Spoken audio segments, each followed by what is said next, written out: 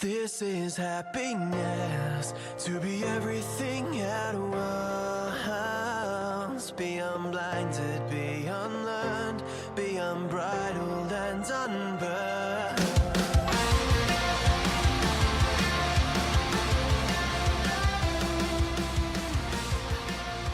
Hey everyone, and welcome back to another episode of Mood Prep. My name is Dave Nixon, and we're going to continue on today with the Enneagram, onto the Type 6, the Loyalist. So, we've already gone through 1 to 5, and for whatever reason, this is your first time listening into these types of videos. Go back to the Wisdom of the Enneagram from Monday a week ago. I don't know what episode that was. Before the Type 1, before the Reformer or the Perfectionist. Listen to that, I'll go through and explain everything. Otherwise, today we're going to get sort of stuck straight into the Type 6.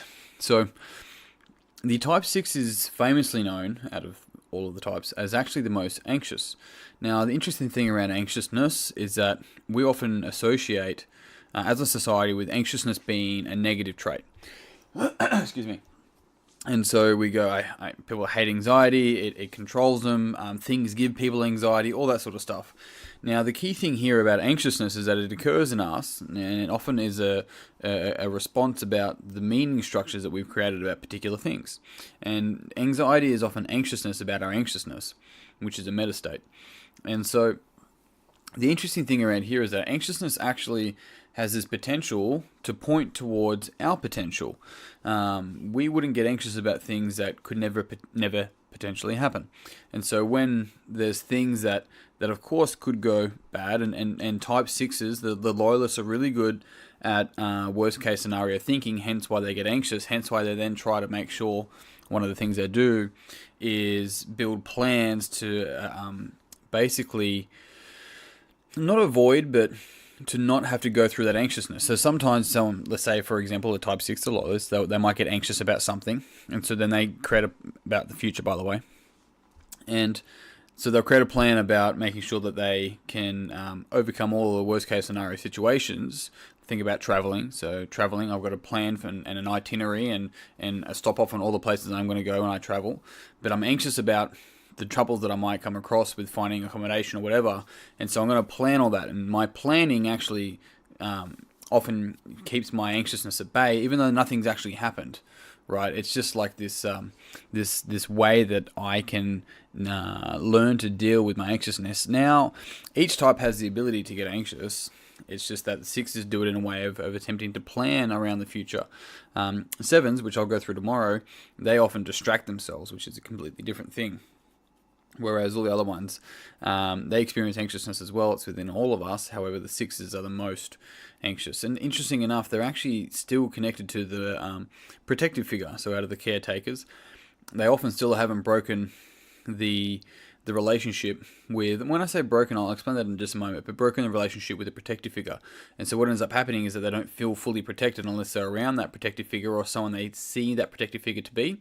And so what they end up doing is actually never truly trusting themselves to be protected, whatever that might mean. It could be financial, it could be anything. But the interesting thing around the 6 is that they really are loyal, is that if you have a 6 in your friendship group, and they've been with you for a little while, chances are they'll be with you for a long time. They are really, really loyal. They're also fantastic at all of the detail side of things. So if you want to plan something, if you have someone in your business maybe who is more of a dreamer, big picture, getting someone who probably has a strong Type 6 to help plan things out and look at all maybe the small worst case scenario things that they might miss is going to be really beneficial as well. So they've got this fantastic skill about being true to a cause and being loyal to a cause and loyal to people. The trick for a lot of Type 6s is making sure they're loyal to themselves. And what this means is that they're not sacrificing themselves for the sake of somebody else or somebody else's goal or somebody else's freedom, because at some point that's going to become old and they're not going to enjoy that and they're going to flip. And so that's where it can kind of get a bit-ish. But the healthy 6 actually takes on some of the traits, the healthy qualities of the Type 9, the peacemaker.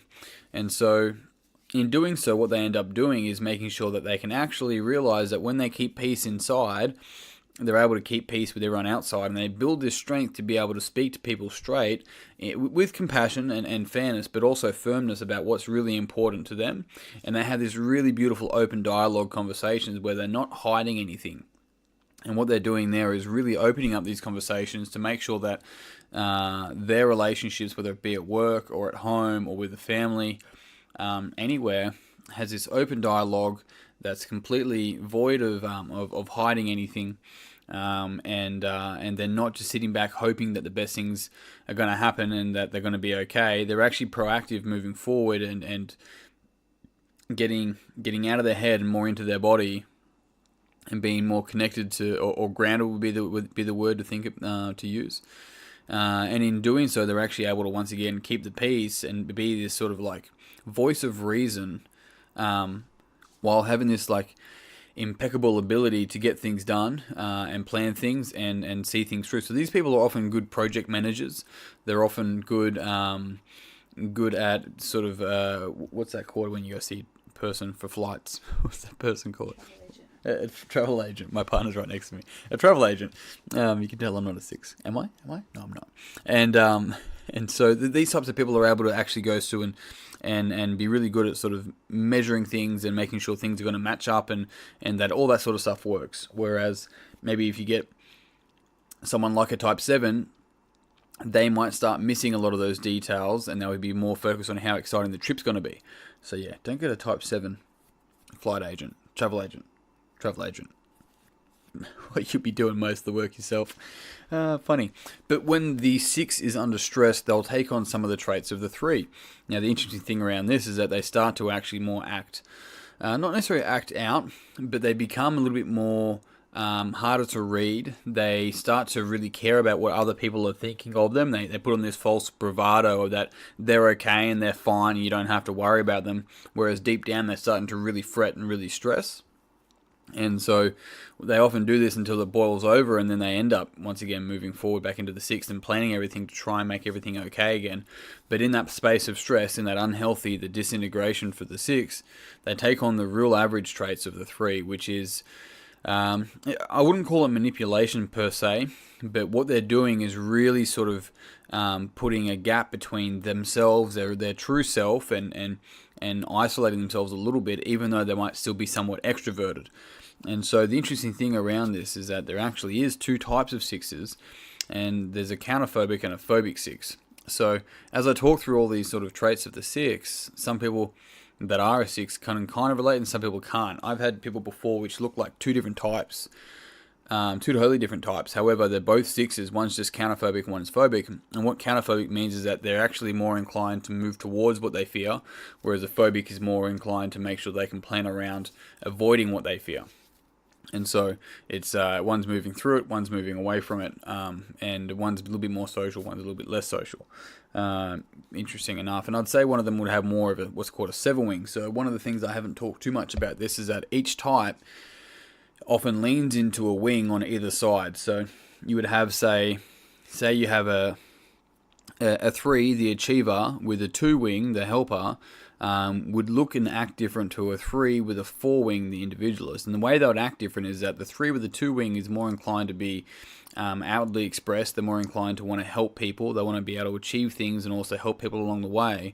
The 3 with the 4 wing might be a little bit more, I would say, emotionally aware, at least of themselves, maybe not of other people. And sometimes they're actually mistake that they're and let their emotions get in the way, and they have this inner battle of going, I shouldn't let emotions get in the way, I should get my shit done and have my type 3-ness and achieve stuff. And on the flip side of that, I just need some time for myself. I need to back down and have a bit of a rest for a little while, and they can kind of go off the radar. So it's sort of looking at the same thing for a 6, is that the counterphobic and the phobic is that you get a 6, a counterphobic 6 with a 7 wing, and the 7's the enthusiast. That counterphobic 6 is going to be more, way more extroverted than a phobic 6 with a 5 wing, the introverted investigator. And so understanding that, you can almost see two very different people, but they're actually really, really similar. They're just dealing with anxiousness in their own